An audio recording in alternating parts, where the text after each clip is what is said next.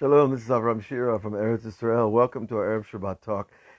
And we are in Parshat Behar. And in the Parsha, it talks about the rest of the land, to let the land rest every 7 years, to set the servants free every 7 years, to set man free every 7 days. All people. And finally, God also, in a certain way, is set free. Now, we're going to explore that idea. How can God be set free? He's infinite. He's eternal. He can do whatever he wants, whenever he wants. But there's a concept here that is a beautiful thing to open up and look at together. And it says, Shabbat ha'aretz, Shabbat l'Hashem. It says, the land will rest. It's the rest of God. That when the land rests, God rests. So what does that mean? Well, we know the land rests. Every 7 years we don't grow, we don't raise crops. You know, I was a kid growing up in the States, and we knew the Indians let their fields rest every 7 years. So there was some wisdom behind letting the field rest from a biological sense, of course. But also this spiritual idea, when the Jews don't work the land, the rest of the world says, what's with those Jews? Why aren't they working this year? Why aren't they raising crops? Remember, most of the world was an agricultural society 2,000-3,000 years ago. People had to raise food to eat. You could not run off to the market. You could not run off to the... Of course they had markets, but it wasn't so simple to just show up and buy everything you needed. And there was a lot of bartering going on before they even minted coins. So people raised their own food, and if you didn't raise food, you were hungry. And here God's telling the Jews, don't eat don't grow anything for a year. Now that looks insane to the outside world and to the non-Jewish mind and to a mind that's not centered on the higher wisdom embedded in the Torah. So God told the Jewish people, let the land rest and it will be a rest to God. But what is God's rest? Well, you see, being an infinite being, it's very hard to reveal yourself without annihilating anything that comes near you. Because anything that touches the infinite becomes infinite. That's what happens when the soul completely joins up with God after 120 years in this body. You know, after you get tired of the mortal coil, you know, you get to jump into the infinite realm. And so when Hashem touches anything, it becomes infinite. And so we need our bodies to keep separation in order to be in this world. Without a body, you can't really be in this world. And so there is no rest for the soul except for when it's in a body or when it's in heaven. But anywhere in between is not a happy picture. Okay, so we understand, though, what's happening is when the Jew rests and the world notices billions of people should be asking the question, what is this God and why is he telling them to do this and why do they do it? And all those questions are actually, if they're asked with sincerity, they lead us to the greater glory of the creator of this universe. Because if man didn't have these counterintuitive practices like not working the land, not working 1 day a week, letting your servants go free after 6 years of work, all those things are counterintuitive to the normal business mind. But to a divine-centered mind, where we have a system, we have a society, we have the idea of personal dignity to every human being, that a person can sell himself into slavery, for that matter. We don't want to call it slavery. It's more a servant. A servitude is also a little rough as a word, but it means being a servant in someone's house, and you get to live at the level of your owner, of your employer. If you're the employee of a billionaire, you get to live at his level. It's not like the old-fashioned slavery that we see all over the world for thousands of years that have just completely abused and maligned and degenerated people. It's a very high concept to be a servant in the Jewish society, the way the Torah describes it. Okay, and this Shabbat l'Hashem Mamash, the Zohar HaKadosh says, the holy book of Rabbi Shimon Bar Yochai, it's really a Shabbat for God. Because when we do it, it enhances his name. And his name means his reputation in the minds of men. And I've repeated this thought many times, and I imagine I'll probably repeat it a few more times before the day is done.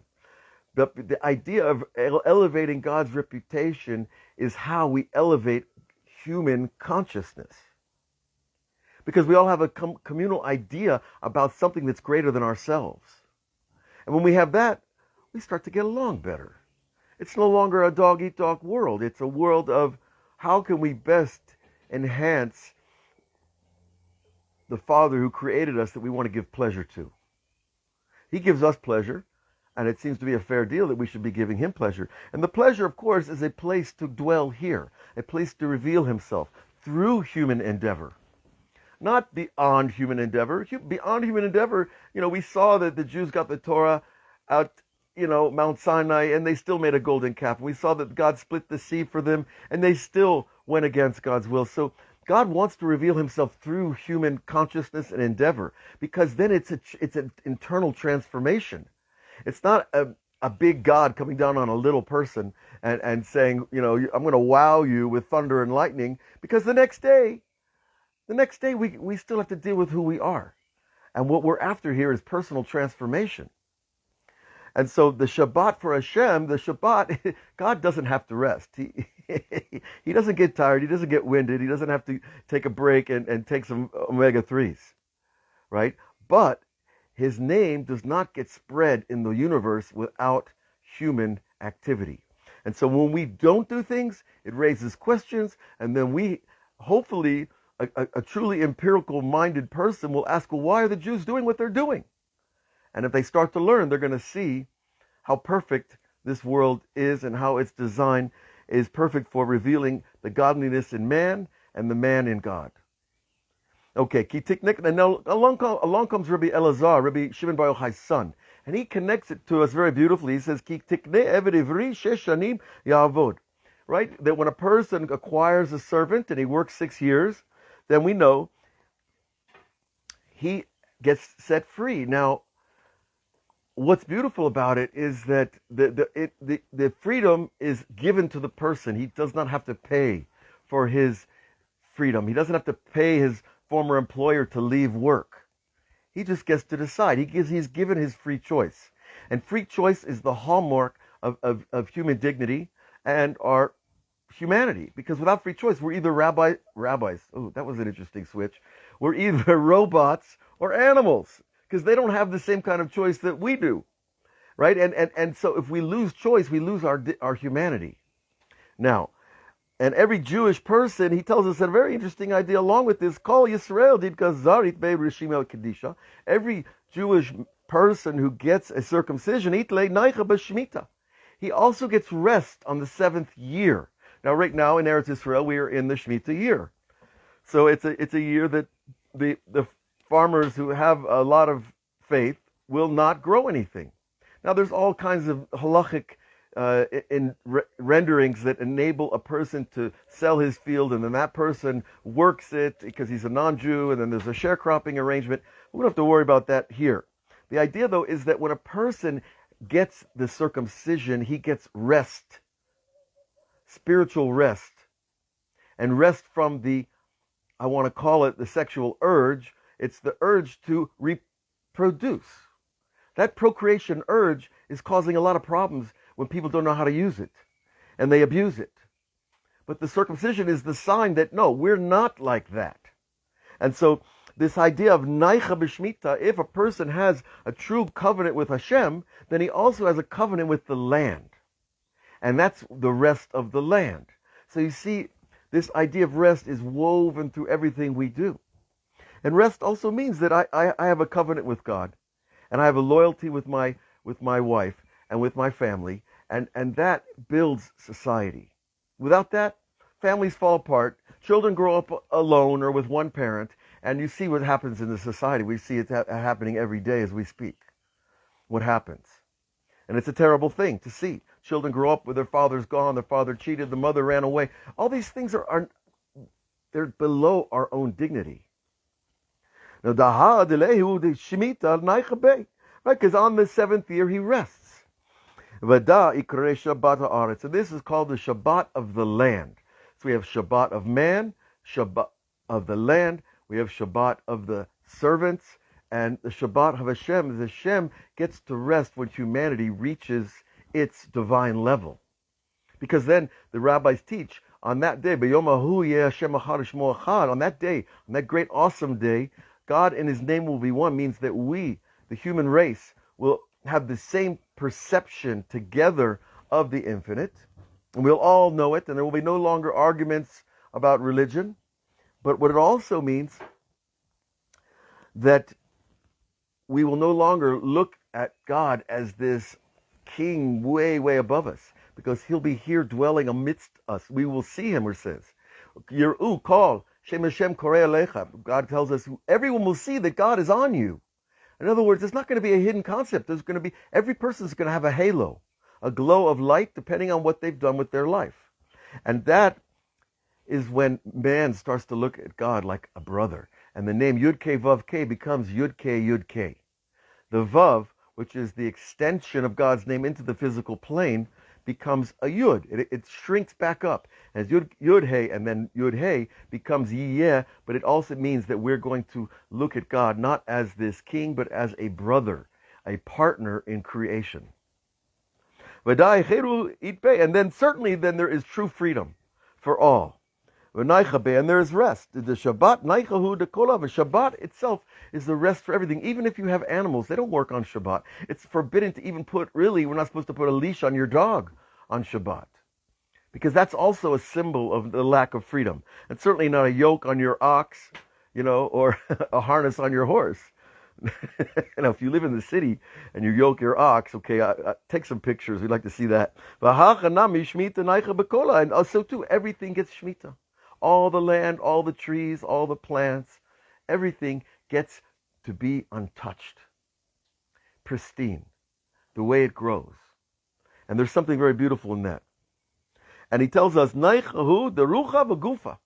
Also, not only does the body rest, but the spirit itself rest.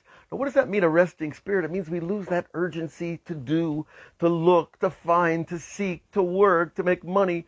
All of that suddenly disappears. We just enjoy being.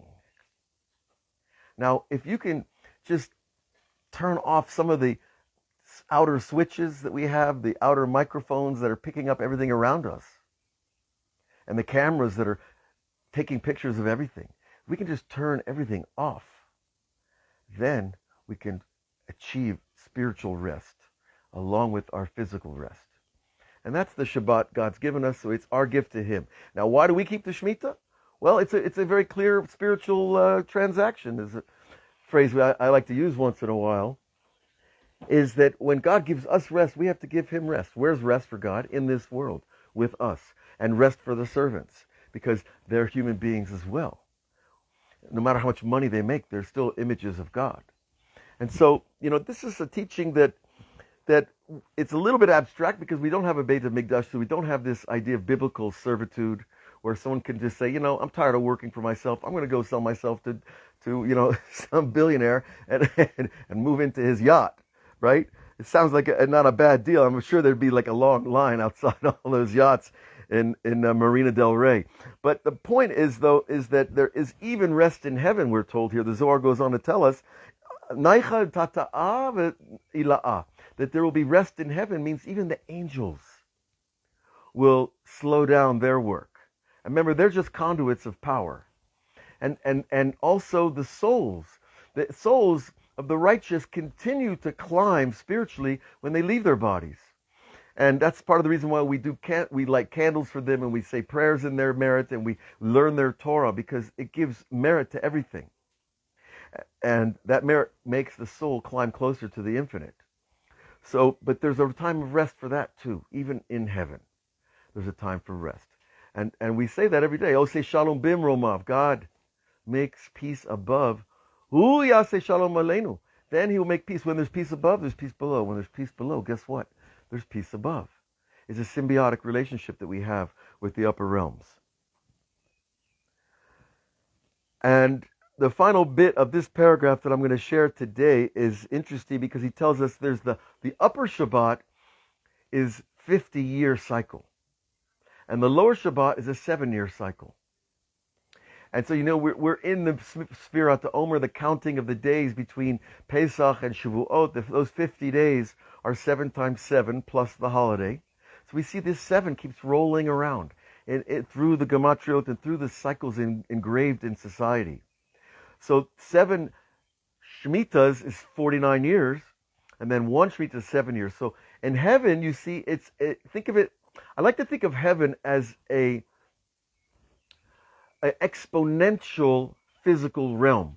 So if you took everything around you and you speeded it up exponentially, like in the CERN reactor over there in Switzerland, if everything's speeded up, guess what it does? It turns to light. And if you slow the light down, guess what it does? It turns to matter. E equals mc squared. And so you see, there's this exponential realm, heaven, and there's the realm we live in, the 7-year realm of giving the land rest, the slower realm. Things are slow down here. I'm sure you feel it sometimes. You wake up in the morning, barely get on with the day.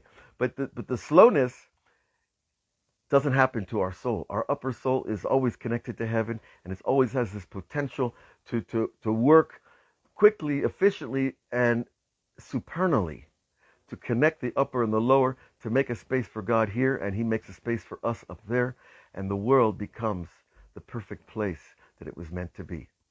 So God bless all of you with a holy Shabbat, a peaceful Shabbat, a time of contemplation, a time of celebration and gratitude, and we will look for you next week on all the platforms.